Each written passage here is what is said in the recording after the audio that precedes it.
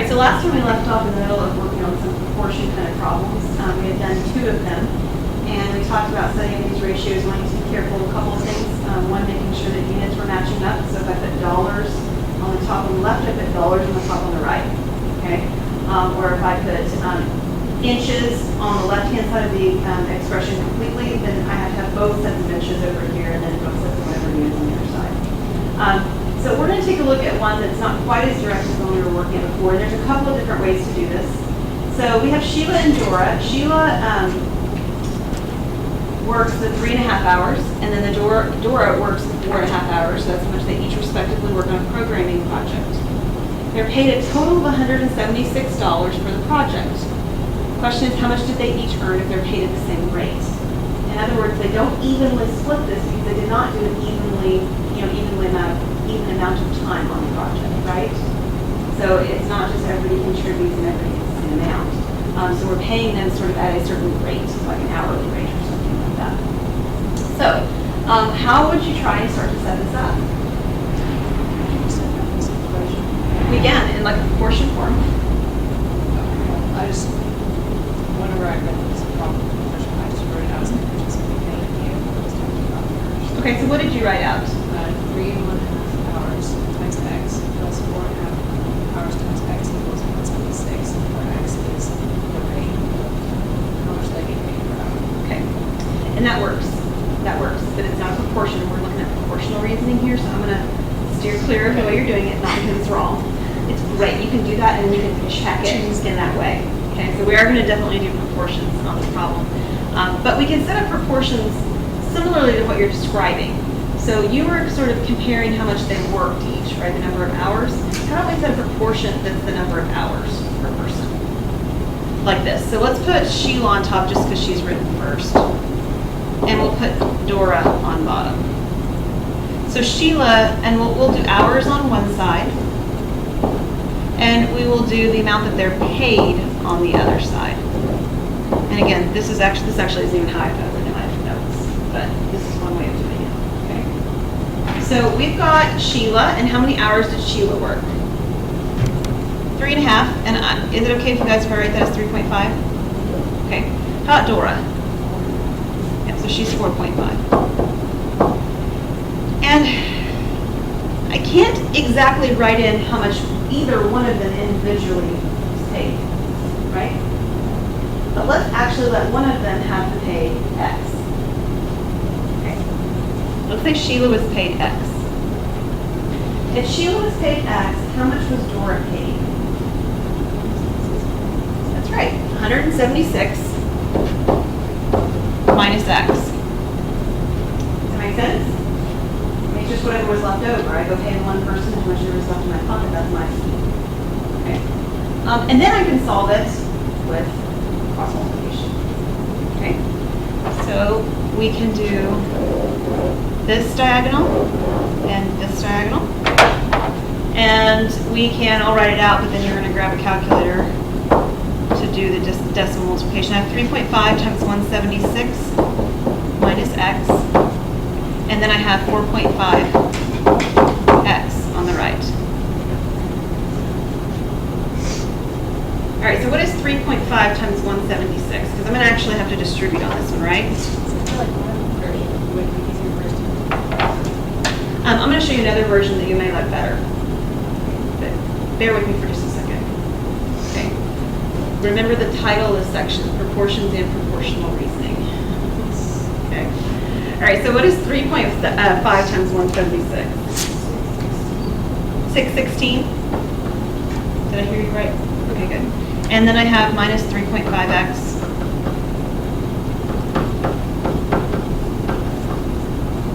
Then what? Okay, so can I add? Add the 3.5x.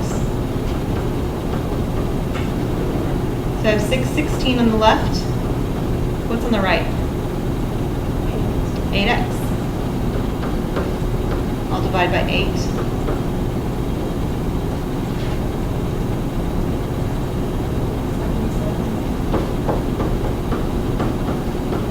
That's a dollar amount, and remember I'm supposed to be finding out how much each of these people gets paid. So who made $77? Sheila made $77. So how much then did Dora make?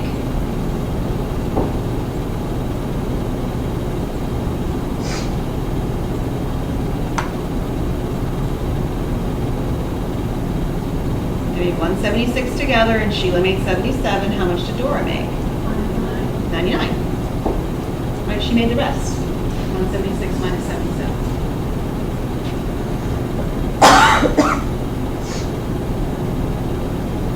And I promised Sarah that I was going to show you another way to do it, so I will. Instead of this setting up as Sheila versus Dora, I feel like I'm on Dora the Explorer. We could set this up as Sheila versus the total. So Sheila worked 3.5 hours. How many hours in total were worked? 8. We don't know how much Sheila made, so we'll call that X, but we know the total amount that the two people made, 176. The multiplication is cleaner for this. I don't need any distribution because I don't have any addition or subtraction involved. So I have the 3.5 times 176. And then I have 8x. I already did 3.5 times 176 a moment ago, so I have this feeling that it's still 16. And then I've got my 8x on the right. And x is still 77 then. Which I think is actually a bit cleaner because I don't have the subtraction involved. So it's not always that we want to compare the two individuals. One reason we might want to compare Sheila to the total is because we know the total amount between the two of them. And again, they both got us the same answer, right? And they both use proportions. Okay, let's take a look at the next one. At Rattlesnake High School, the teacher-to-student ratio is 1 to 30. If the school has 1,200 students, how many additional teachers must be hired to reduce the ratio to 1 to 20? How in the world should we start the problem? I've got two different ratios. I have this number of students, and I want to change from one ratio into the other ratio. What don't I know right now? You don't know how many teachers I currently have. And I think I need to know that if I need to know how many teachers I'm going to hire, right? All right, so we're actually starting out with the conditions we currently have, which is the 1 to 30 ratio and the 1,200 students, okay? So I think it might be good to put the teacher to student ratio. So this is teachers, I'll put it on top, and I'll put students on bottom. The ratio of teachers to students, I'm told, is 1 to 30. And I actually know how many students I have. That's 1,200. So this is, what I don't know is how many teachers I have. I'll put that X on top, and then the 1,200 students on bottom.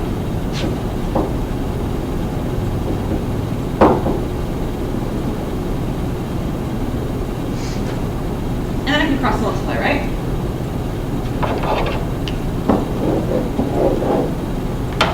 So I have 30x equals 1,200.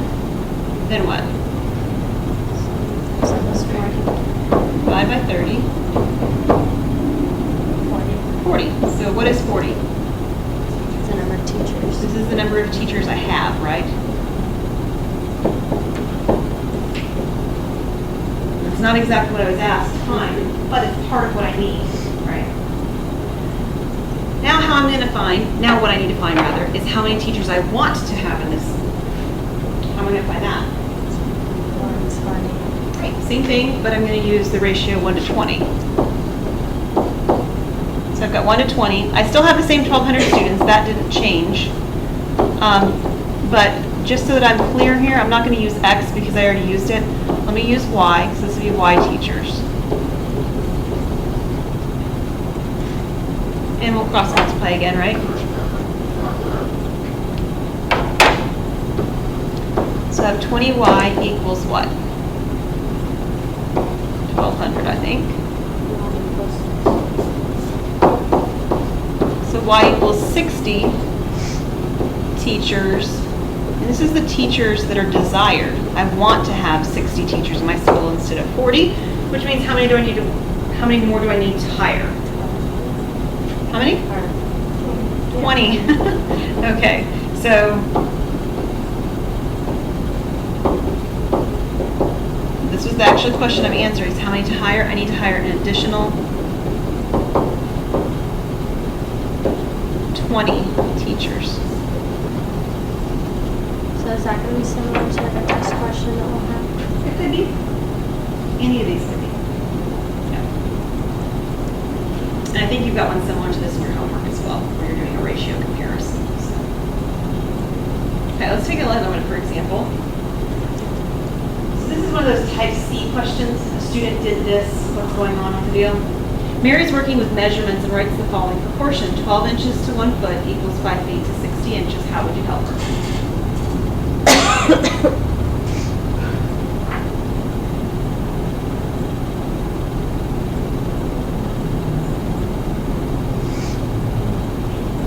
So there's something wrong with what, Audrey? Okay, so it looks like maybe she has one of the ratios sort of upside down if you're going to compare them, right? So what kind of things might you tell Mary?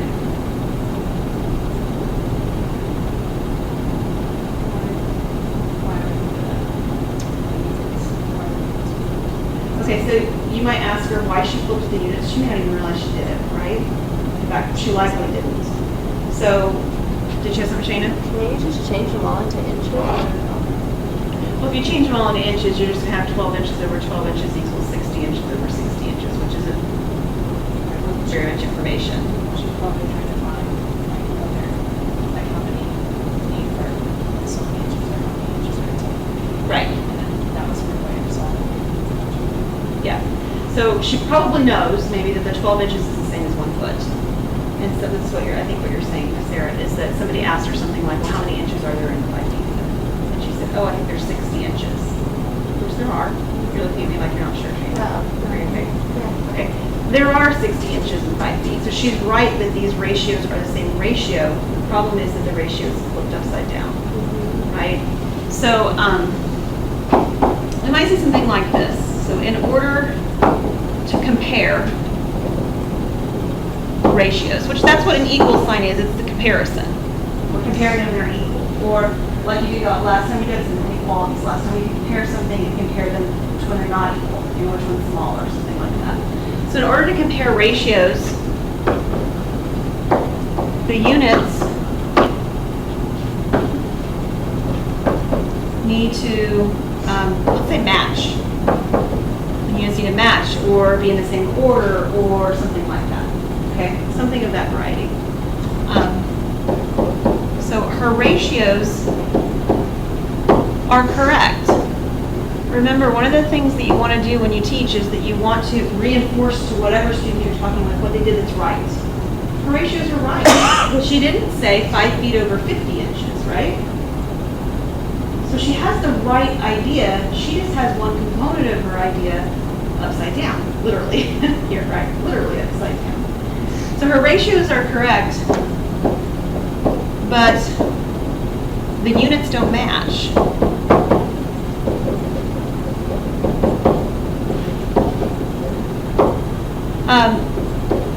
If we or she or whatever, if we change what she has to, and you can decide if you want to do 12 inches to 1 feet or 1 foot, or if you want to change it the other direction. So I changed it so that my inches are both occurring on the numerator of my fraction. So if we change it like this,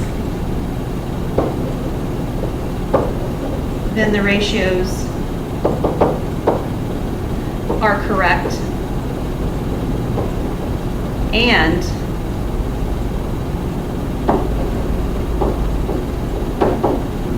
the units, I'll say line up this time, or they match. Their locations are in the same spot. And that's really the only thing she's wrong, right? So we want to make sure that we're not overly zealous in telling her she's wrong. She actually did something right here. She She's got the same ratio, she just has it flipped upside down. Okay, can I go to the next one? Okay, here's our last slide. Amy's friend told her the ratio of boys to girls in her first grade classroom is 5 to 6. Amy was very surprised that her class would have only 11 students. What would you tell her?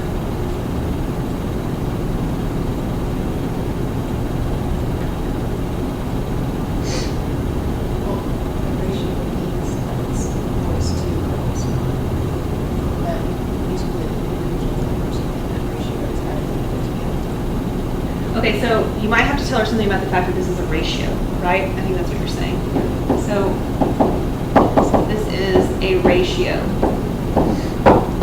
And we want to be careful on how strongly we say it. It doesn't necessarily mean, right? Could we have 11 students in the class? Yeah, that's possible. And for some of you, you might, right? If you're in a special ed classroom or something, right? You're going to have a much smaller amount of students. So one legitimate thing might be for Amy to say is, come on, I teach special ed. We have smaller classes. Okay, that's not what we're trying to get at here. But could you have 11 students in this situation and have this description? Yes. So it doesn't necessarily mean, I said boys to girls, so 5 boys and 6 girls. One thing to also point out is that ratios, what do we get if we're, I think how to say it without giving you my answer away. What happens if I had a ratio that was 2 to 14? What would you do with that? You would reduce it to 1/7, right? So this ratio, 5 to 6, might actually be a reduced ratio, correct? So this 5 to 6 could have been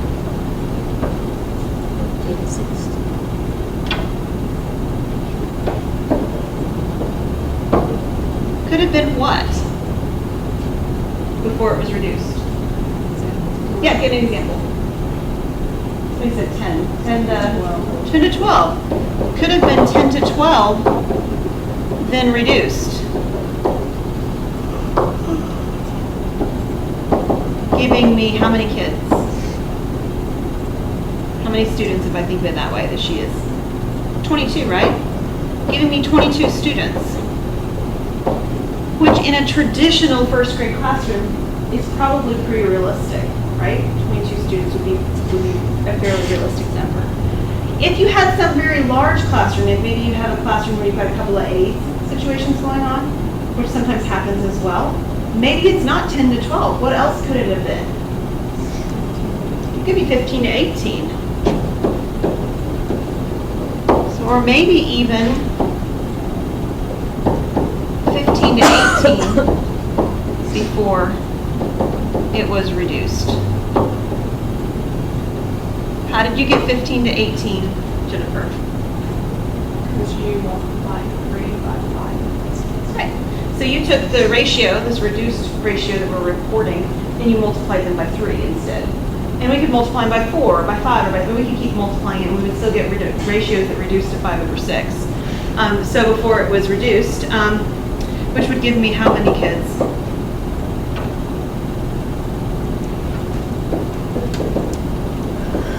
Yeah, 33 kids. And bless your heart if any of you have 33 kids in your classroom. That would be a very large classroom, right? But with the student-teacher ratios that are allowed, if you had a couple of aides, it's a possibility. My understanding was that last year, the kindergarten classrooms were between 30 and 35 at Grove Elementary. That's a lot of 5-year-olds. Yeah, so this is the problem, right? The problem is that we don't know what the ratio looked like before it was reduced. It may have been 5 to 6, and there may have really, like the original numbers, and it really may be 11 kids in the class. But it also could be a variation of this or something else, right?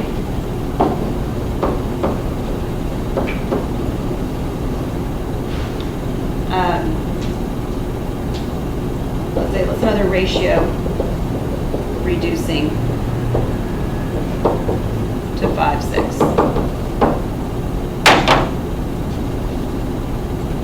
that okay? It's not a sentence. Hmm? It's not a sentence. Or somebody. You're right, it's not a sentence.